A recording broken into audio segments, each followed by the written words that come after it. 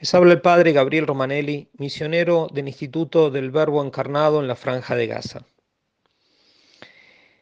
El Evangelio del día de hoy, fiesta de San Mateo, es tomado del Evangelio del mismo San Mateo, capítulo 9.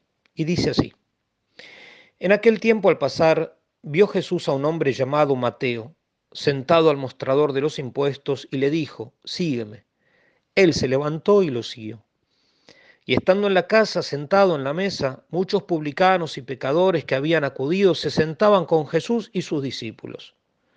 Los fariseos, al verlo, preguntaron a los discípulos: ¿Cómo es que vuestro maestro come con publicanos y pecadores? Jesús lo oyó y dijo: No tienen necesidad de médicos los sanos, sino los enfermos.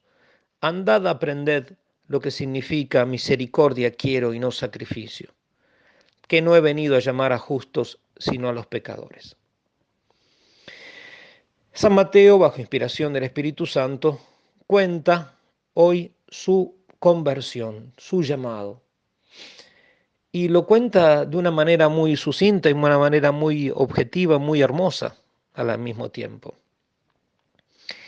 Dice que él estaba en su puesto de trabajo y que pasó Jesús y le dijo una sola palabra. Y él respondió a esa palabra, a ese llamado de Cristo, rápidamente y lo siguió.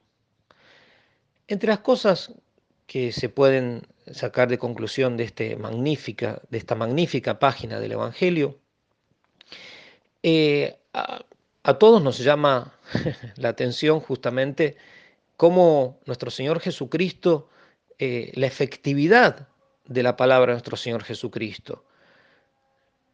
Él es la palabra hecha carne. Y cada vez que dice una palabra, cada vez que usa palabra humana para manifestar al mundo su voluntad y la voluntad del Padre, es efectivo.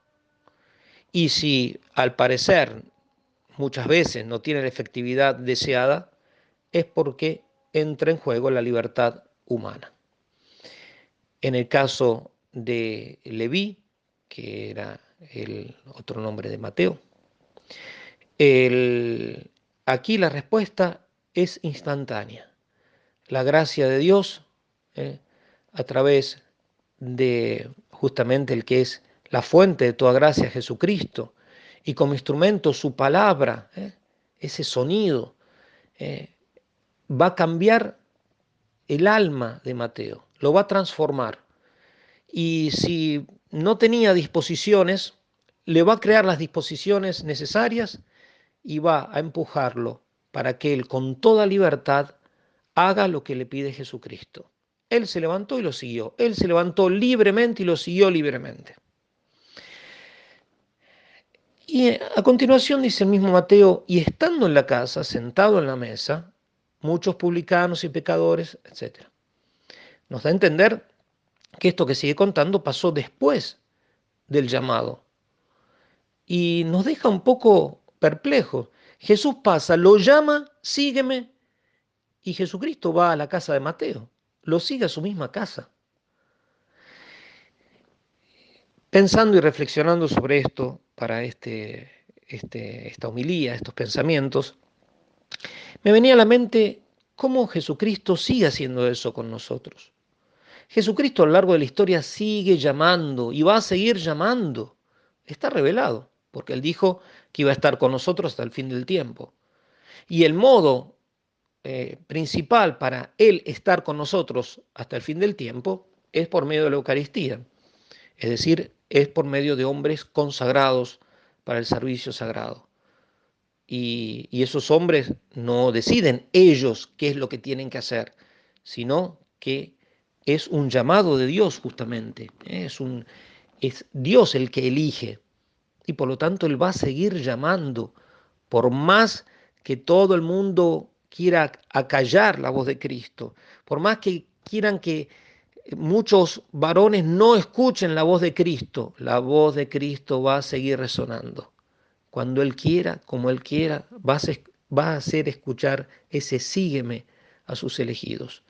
Y sus elegidos van a ser libres de responder, de responder rápidamente como Mateo, de responder rápidamente como otros, de complicar un poco la situación a veces y responderle eh, a veces poniendo objeciones o pseudas objeciones, o Dios no lo permita que sea el caso nuestro, que sean como Judas, que lo siguió, pero que luego lo traicionó, lo abandonó.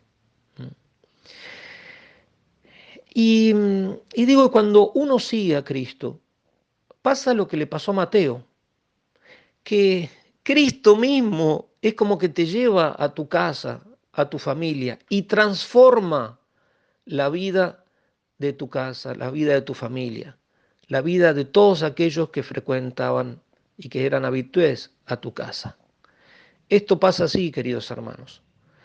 El sacerdote, y lo mismo se aplique para los religiosos y las religiosas, es una bendición tan grande, que no se circunscribe solamente como si fuese una función ad extra, es decir, afuera, ir a misionar, ir a beneficiar a los países lejanos, en mi caso, por ejemplo, Medio Oriente, y como si eso fuese en detrimento del bien de la casa propia, de la familia propia, de los amigos propios, de la nación, de la patria.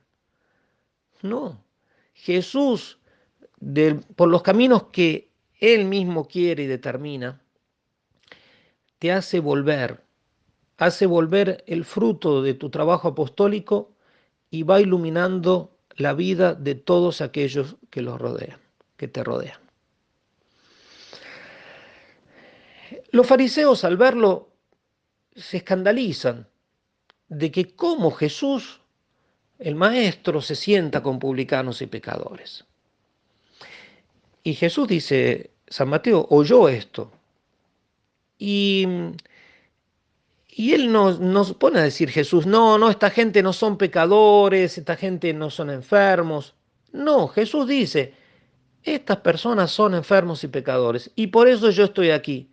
Yo estoy aquí como el médico divino, yo estoy aquí como el Salvador, aquel que perdona, que redime de los pecados a todos los seres humanos. Ustedes son, o mejor dicho, se consideran sanos y justos, pues no necesitan de mi presencia. Ciertamente que es terrible el pensar que uno, primero, una falta de realismo total, pero pensar que uno es sano y justo al punto tal de rechazar, como va a pasar a posteriori, se va a ver, sobre todo en el momento de la pasión, la gracia de Cristo. Rechazar, a pedir la muerte de Cristo. Pues bien, queridos hermanos, Jesús, este evangelio a veces se usa mal, esta enseñanza de Jesús. Y se piensa que Jesús se sienta con los pecadores para dejarlos en el pecado, para decirles, sí, está todo bien, eso es la misericordia. No hay que enseñarle a nadie lo que está bien, lo que está mal. Eso, no, Jesús, en el mismo, de las mismas palabras de Jesús, se entiende que Jesús le está diciendo a la gente que está alrededor de él, y ellos lo escuchan, están enfermos, son pecadores. Y Mateo tranquilamente se puede incluir en ellos. Si bien era un publicano, pero eran considerados no de los que estaban de acuerdo a la ley y a todas las tradiciones. Y prueba de eso es que los que lo rodean eran publicanos y pecadores, y al parecer conocidos. El evangelista, el mismo evangelista habla de eso.